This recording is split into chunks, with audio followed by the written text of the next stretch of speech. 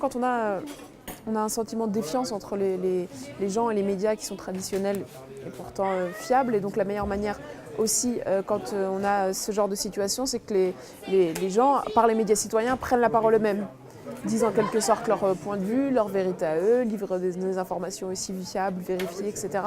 Donc c'est une alternative pour les gens. Quand on se sent dépossédé, c'est toujours mieux d'agir que de rester dans son coin et de on va dire, ronchonner, de ne pas être content par le contenu qu'on nous livre. On peut en produire nous aussi, on peut essayer de s'imposer de cette manière-là. À partir du moment où on trouve que les médias font pas leur travail ou ne le font pas assez correctement et qu'on décide de monter un média citoyen, on est déjà dans une démarche politique, c'est un engagement. C'est un engagement effectivement qui peut être compris, entendu.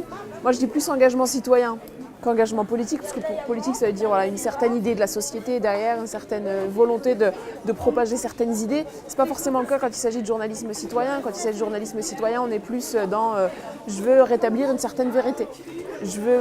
Il y a des gens dont on ne parle pas, moi j'ai envie qu'on en parle, donc moi je vais en parler. Quand il y a toujours le souci de l'honnêteté intellectuelle, ça pose pas de problème, je trouve.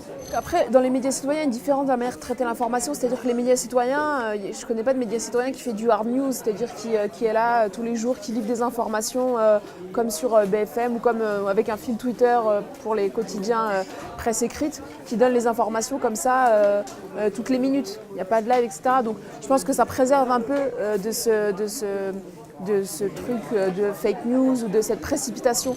Quand il se passe par exemple un événement tragique comme un attentat, etc., effectivement, les gens parfois se demandent pourquoi on n'y est pas, mais c'est parce qu'on n'a juste pas les moyens d'y aller et que peu importe ce qui se passe, on n'est pas dans le...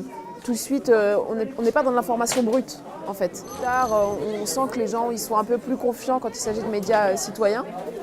Ils ont un peu plus confiance, etc., surtout quand ils nous rencontrent, que ce soit le Blondie Blog ou d'autres, mais quand ils rencontrent les gens en face, etc., ils voient que c'est pas forcément des journalistes, etc. Après, c'est triste pour la profession de journaliste parfois, parce qu'il y a les journalistes qui font bien leur travail, très bien leur travail, il y en a plein en fait.